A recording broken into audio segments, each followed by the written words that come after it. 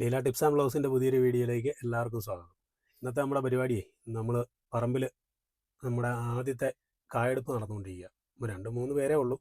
അപ്പോൾ പ്രിയ 2 കൂട്ടുകാരൊക്കെ ഉണ്ട്. അവർ 2 പേരെ കൊണ്ട് പറമ്പിൽ പോയി കായെടുത്തുകൊണ്ടിരിക്കുന്നു. നമ്മളവർക്കുള്ള കാപ്പിയൊക്കെ ആയിട്ട് അങ്ങോട്ട് പോവുക. അപ്പോൾ അമ്മേ നമുക്കെന്നാൽ പോയിട്ട് വരാം അല്ലേ? എനിക്ക് പോയിച്ച് വന്നിട്ടേ പെറുക്കി എടുക്കണം. ഏത് ഈ കിടക്കുന്നോ? ഇടയില്ലെങ്കിൽ വണ്ടി തിരിക്കാൻ ഇടയില്ലെന്നുള്ളതല്ല, ഇത് മൊത്തം ഇതിലെല്ലാം നിരന്ന് കിടക്കുക. ഇതിപ്പോൾ മഴ ഇങ്ങനെ പെയ്യുമെന്ന് ഓർത്തില്ലല്ലോ. അപ്പോൾ ഇതിനും പെറുക്കി അടുക്കിയിട്ട് വല്ല പ്ലാസ്റ്റിക് വിട്ട് മൂടി വെക്കാം. അത് കുറെ ഇന്ന് പെറുക്കി ഒതുക്കി വെക്കണം എല്ലാം കൂടെ. എന്നാൽ നമുക്കെന്നാൽ പോയിട്ട് വരാം. എന്നാൽ പോയിട്ട് വരാം.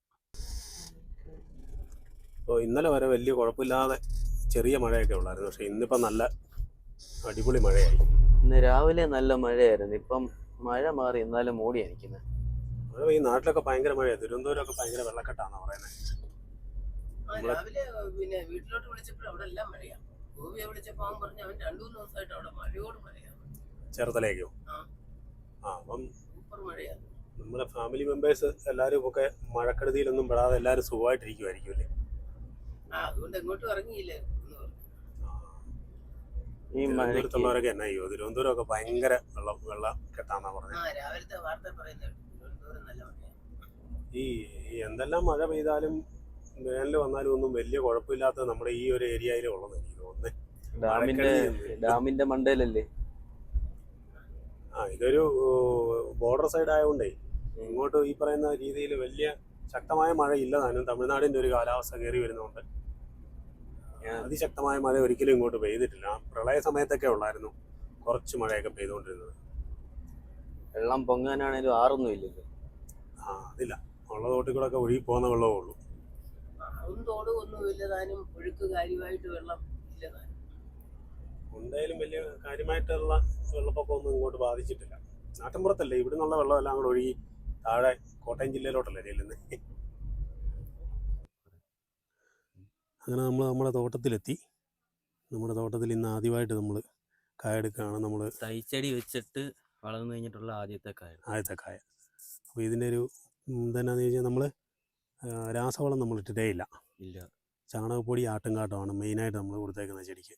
പിന്നെ ഈ പുഴുവിനുള്ള എന്തെങ്കിലും അത് പിന്നെ തണ്ടുതുരപ്പിനുള്ള പുഴുവിനുള്ള മരുന്ന് നമ്മൾ അടിക്കും. മറ്റ് രാസവളങ്ങളൊന്നും ഉപയോഗിച്ചിട്ടില്ല. അപ്പം കായിന്ന് നമ്മൾ ആദ്യം എടുക്കുന്ന കായ എടുക്കുമ്പം പറയുന്നത് കാ തൊട്ടെടുക്കുക എന്നാണ് പറയുന്നത്. എന്ന് വെച്ച് കഴിഞ്ഞാൽ ആദ്യത്തെ കായെടുപ്പ്. അപ്പം ഇതിലിപ്പം പണിക്കാരുണ്ട്, അവർക്ക് നമ്മൾ കാ തൊട്ടെടുക്കുന്നതിനൊക്കെ ചിലവൊക്കെ ചെയ്യണമെന്നൊക്കെ പറയും കേട്ടോ. അവർക്ക് സന്തോഷത്തിന് വേണ്ടിയിട്ട് നമ്മൾ കാ നല്ലപോലെ കിട്ടണ്ടേ, ഇനി ആദായമൊക്കെ ഉണ്ടാകണം. അതിന് വേണ്ടിയിട്ട് എല്ലാവരുടെയും പ്രാർത്ഥനകൾ ഒക്കെ വേണം. കാ എടുക്കാൻ വരുന്ന ആൾക്കാർ പറയും ഞങ്ങൾക്ക് ചിലവ് ചെയ്യണമെന്ന് ആദ്യം എടുക്കുമ്പം.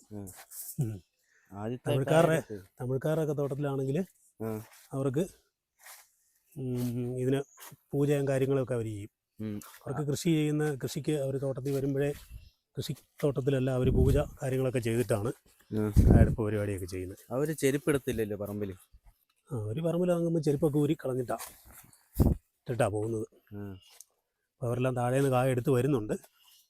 നമുക്ക് കുറച്ച് കായ ആയിട്ടുണ്ട്. അവിടെയാ മുതലാളി വെട്ടുപോയത്. അമ്മ പറഞ്ഞത് ആദ്യത്തെ ഇതായതുകൊണ്ട് ഒറ്റയ്ക്ക് എടുക്കാനുള്ളതെന്നാ. ഇവിടെ വന്നു നോക്കിയപ്പോൾ ഒറ്റയ്ക്കും പറ്റത്തില്ല. എന്നിട്ട് 2 പേരെ കൂട്ടുകാരെ വിളിച്ചു. അപ്പൊ 3 പേര് നിന്നിട്ട് തീരുന്നില്ല. 3 പേര് പോയിട്ട് 10 പേരുണ്ടായാലും തീരത്തില്ല. അപ്പോൾ നമുക്ക് ബാക്കി എല്ലാം കൂടെ ഒന്ന് എടുത്ത് നോക്കാം. അങ്ങനെ നമ്മുടെ ഏലക്ക വിളവെടുപ്പ് നടന്നുകൊണ്ടിരിക്കുകയാണ്. കായ എടുക്കാനായിട്ട് ഞാൻ 10 പേര് വേണമെന്ന് പറഞ്ഞായിരുന്നു. നിങ്ങൾ എത്ര പേരാ വന്നേ? 3 പേര് വന്നില്ലേ? 3 പേര് വന്നാൽ തീരുമാനം ഞാൻ പറഞ്ഞില്ലായിരുന്നു. ഇത് മൊത്തം എടുത്ത് തന്നില്ലെങ്കിൽ ശമ്പളം തരത്തില്ല. എടുത്ത് തീർത്തിട്ട് ശമ്പളം തന്നാ മതി. കുഴപ്പമില്ല. എന്നാ ശരി, എടുത്തു. നമുക്കിതൊരു സൈഡ് ബിസിനസ് ആക്കിയാലോ? ഏതാ? ഏലത്തെ കൂടെ തക്കാളി കയറ്റി വിട്ടു. ഇതാണ് ഏലത്തിന് മേളിൽ കിടക്കുന്ന തക്കാളി കണ്ടോ? ഇത് നമ്മൾ ആ ചാണകപ്പൊടി വന്നതാണ്. തക്കാളിയുടെ വിത്ത് വന്നിട്ട് ആ തക്കാളി ഇത് താഴെ നിന്ന് കണ്ടോ, ഈ ഏലത്തിന് അടിയിൽ നിന്ന് വളർന്ന് കയറി ഏലത്തിൻ്റെ മേളിൽ കൂടെ മൊത്തം കായ്ച്ചു കിടക്കുക.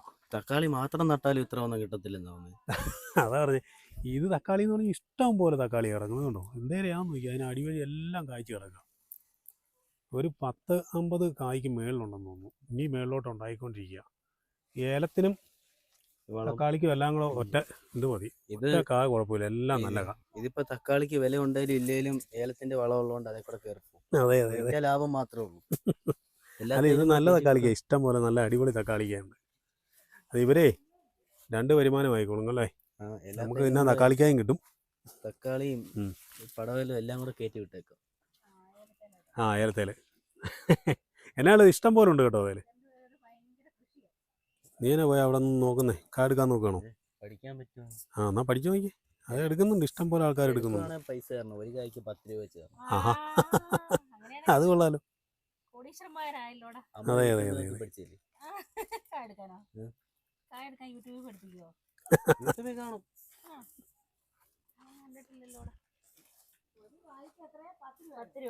ഒരു കായ്ക്ക് 10 രൂപ കൊടുക്കണമെന്ന്.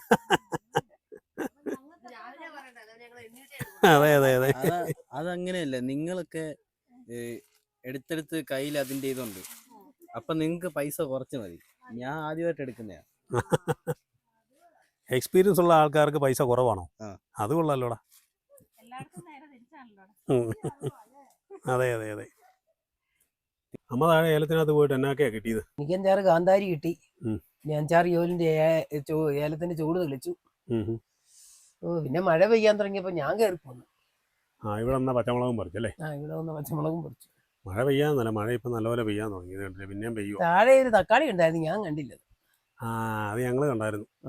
ആ ഏലത്തിന്റെ മേളിൽ മുഴുവൻ ഇഷ്ടം പോലെ കായ, ഒരു 19 കായ കിടപ്പുണ്ട്. അതിൽ പഴുക്കാറായതാണോ? ഇല്ല, പഴുക്കാറായി വരുന്നു. ഇനി ഇഷ്ടം പോലെ ഉണ്ടാകുന്നുണ്ട്. അതിൽ ഒരു 100 തക്കാളിക്കേലും കിട്ടുന്നു എനിക്ക് തോന്നുന്നു. അതുപോലെ കഴിഞ്ഞ പ്രാവശ്യം പൊങ്ങി പൂവിടാനൊക്കെ ആയി വന്നത് കണ്ടായിരുന്നു. അത് മൊത്തം കായ്ച്ചില്ല. എന്നാലും കാര്യം അവര് കായെടുത്ത് തീരുമ്പോഴത്തേക്കിന് സമയം പോകും. അത് എടുത്തേച്ച് വരാം, ഒരു 3:30 ആകുമ്പോഴത്തേക്കിനെ നിർത്തത്തുള്ളൂ. നമുക്ക് തക്കാളിക്ക ഇപ്പം വീട്ടിൽ ഇരിപ്പുണ്ട്, പച്ചയാണേലും പറിക്കണ്ട. ഒരാഴ്ച കഴിഞ്ഞിട്ട് പറിക്കാം. എന്നാ കുഞ്ഞ് വരുമ്പോഴത്തേക്കിന് നമുക്ക് വീട്ടിലോട്ട് പോകാം. പോയേക്കാം. നമ്മൾ വൈകുന്നേരേ മഴയൊക്കെ അല്ലേ, എന്നാൽ നല്ല ചൂട് ചേമ്പ് പുഴുങ്ങിയത് കഴിക്കാം. പറമ്പിൽ നിന്ന് പറിച്ചുകൊണ്ട് വന്ന കാന്താരി ഉണ്ട്, അപ്പോൾ കാന്താരിയും പൊട്ടിച്ച് ചേമ്പും കൂടെ പുഴുങ്ങാം. ചേമ്പേ എന്നും പുഴുങ്ങുന്നതിന് ചിരണ്ടിയല്ല വെക്കുന്നത്. എൻ്റെയൊക്കെ ചെറുപ്പത്തിൽ ഇങ്ങനെയായിരുന്നു. ചേമ്പ് നന്നായിട്ട് തേച്ച് കഴുകും, നല്ല മണ്ണൊക്കെ കളഞ്ഞ് നല്ല വെളുത്തിരിക്കുന്നിട്ട്, എന്നിട്ട് തൊലിയോടെ വെക്കും. എന്നിട്ട് വെന്ത് കഴിയുമ്പോൾ തൊലി പൊളിച്ച് കളയും. അതിനൊരു പ്രത്യേക ടേസ്റ്റ്. അങ്ങനെ ചേമ്പ് പുഴുങ്ങി തിന്നുന്നത് ഈ ചിരണ്ടി പുഴുങ്ങുന്നതിനേക്കാൾ നല്ലതാ. ഇങ്ങനെയാണോ? ഇങ്ങനെ പുഴുങ്ങി തിന്നാൻ. ഇത് പുഴിഞ്ഞ് വെന്ത് കഴിയുമ്പോൾ ഇതിന്റെ തൊലി നല്ലതായിട്ട് അങ്ങ് പൊളിഞ്ഞു വെക്കണം. ഇന്ന് 2 പ്രാവശ്യം കഴിക്കും, ഒന്നുകൂടെ കഴുകിയിട്ട് അടുപ്പിലിട്ട് വെക്കാം. അപ്പം അങ്ങനെ ചേമ്പ് ഇന്ന് തൊലി കളയാതെ ഇങ്ങനെ പുഴുങ്ങുന്ന ചേമ്പിനാ രുചി കൂടുതൽ. ഉണ്ടോ, മണ്ണ് മുഴുവൻ പോയി, നല്ല വെള്ളം നല്ല തെളിഞ്ഞു. ചേമ്പേ ഉണ്ടോ, ഒന്നേക്കയോളം വെള്ളം ഒഴിച്ച് അടുപ്പിലിട്ട് വെച്ചു. ഇനി നമുക്ക് ഇച്ചിരി ഉപ്പും കൂടി ഇട്ട് കൊടുക്കാം. നമുക്ക് അടച്ച് വെച്ചങ്ങോട്ട് 2 വിസിലങ്ങോട്ട് അടിക്കട്ടെ. അപ്പോൾ നമ്മുടെ ചേമ്പ് നല്ല കറക്റ്റിന് വെന്തിരിക്കുന്നുണ്ടോ? ഇതുണ്ടോ? തൊലിയോടെ തിന്നണ്ടേ പാത്രത്തിൽ? തൊലിയോടെ അല്ല, ഇതിനി പാത്രത്തിലിട്ടിട്ട് ഇതിന്റെ തൊലി ഇങ്ങനെ പൊളിക്കുമ്പോൾ നന്നായിട്ട് അങ്ങ് പൊളിഞ്ഞു നോക്കുള്ളൂ. അയ്യോ, ഇതേ മണ്ണൊന്നും വലിയ നല്ല സൂപ്പറായിട്ട് തേച്ച് കഴിയത്. അത് മണ്ണല്ല, ഇത് തൊലി പൊളിച്ചാ ഇനി തിന്നുന്നേ. അപ്പൊ ഇന്ന് വൈകുന്നേരം ചേമ്പ് തന്നെയല്ലേ? ചേമ്പ് തന്നെയാ. ഇത് കണ്ടോ, ചേമ്പേ ഇത് ചിരണ്ടാതെ വെച്ചതാ. ഇതെന്നിട്ട് പുഴുങ്ങി വെന്ത് കഴിഞ്ഞേച്ച് കുറ്റിയിട്ട് ഇങ്ങനെ തൊലി ഇങ്ങനെ പൊളിച്ച് കളയണം. പണ്ടിങ്ങനെ അല്ലായിരുന്നു വെച്ചോണ്ടിരുന്നത്. പണ്ടിങ്ങനെയായിരുന്നു തിന്നുന്നത്. ഇപ്പൊ ഒത്തിരി കാലമായിട്ട് നമ്മൾ ചിരണ്ടിയല്ലേ വെക്കുന്നേ. ഇതൊക്കെ ഞങ്ങളുടെയൊക്കെ ചെറുപ്പത്തിൽ ഇങ്ങനെയായിരുന്നു. ഇതിങ്ങനെ പൊളിച്ചെടുക്കണം ഇങ്ങനെ. ടേസ്റ്റ് എങ്ങനെയാണോ നോക്കി, കാന്താരികളെ മുക്കി ഒന്ന് കഴിച്ചു നോക്കി. പിന്നെ ചേമ്പേ ചിരണ്ടി പുഴുങ്ങുന്നതിനേക്കായി ടേസ്റ്റ് ഉണ്ട് ഇങ്ങനെ പുഴുങ്ങിയ. അതെ, ഒന്നുമില്ല. നോക്കി നല്ല പാള പോലെ പൊളിഞ്ഞു വരുന്നുണ്ടോ? പാള പോലെ പൊളിക്കുന്നു പറഞ്ഞിരുന്നത് അത് കണ്ടോ? അത് കൊള്ളാം, നല്ല അടിപൊളിയായി. എനിക്ക് വാരിത്തരണം. കൈ ചൊറിയോ? അത് കൊള്ളാലോ. ഇത് കണ്ടോടാ, ഇതുണ്ടോ ചിരണ്ട? നമ്മൾ ചിരണ്ടുമ്പോഴാണ് കത്തിയും കൊണ്ട് ഇത്ര ഇളകുകയില്ല. ഇതുണ്ടോ, പാള നല്ല സൂപ്പറായിട്ട് പൊളിഞ്ഞെടുക്കും. അപ്പൊ ഇന്നത്തെ അതാഴം ചേമ്പും കാന്താരി അല്ലേ? ചോറ് വേണ്ടിയവർക്ക് ഇപ്പൊ ശരിക്കും പറഞ്ഞു കഴിഞ്ഞാണല്ലോ, ഈ പിള്ളേർ ആരും ഈ സാധനങ്ങളൊന്നും കഴിക്കാറില്ല. ഏത് ചേമ്പ്, ചേന, നമ്മളിവിടെ മാത്രമേ ഉള്ളൂ ഈ സാധനങ്ങൾ ചക്ക, കപ്പ, ഒരു കാര്യം ചെയ്യ്. ചേമ്പ്, ചേനയൊക്കെ കഴിക്കുന്നത്. എന്നാ, ഒന്ന് കടിച്ചു. നമുക്ക് ഇഷ്ടം പോലെ ഉണ്ടായിരുന്നു ചേമ്പും ഇത് ചേന. എങ്ങനെയുണ്ട്? ടേസ്റ്റ് ഉണ്ടോ? നല്ല ടേസ്റ്റ് ഉണ്ട്. ആ ഇങ്ങനെ ചേമ്പ് തിന്നിട്ടില്ലല്ലേ? First time meeting like this. എന്നാ, ഒന്നുകൂടെ കടിച്ചു. ആ ഓക്കെ. ഇനി ജങ്ക് ഫുഡ് ഒന്നുമില്ല, ആ ഒന്നും കഴിയില്ല. Healthy food diet strict. പിള്ളേരെല്ലാം ഈ രീതിയിലേക്ക് വരികയാണല്ലേ, കൃഷി കാര്യങ്ങളിലേക്കൊക്കെ തിരിഞ്ഞ്. എന്നെ ഒരു റോൾ മോഡലായിട്ട് ഞാൻ തന്നെ പ്രഖ്യാപിച്ചു. ആണോ?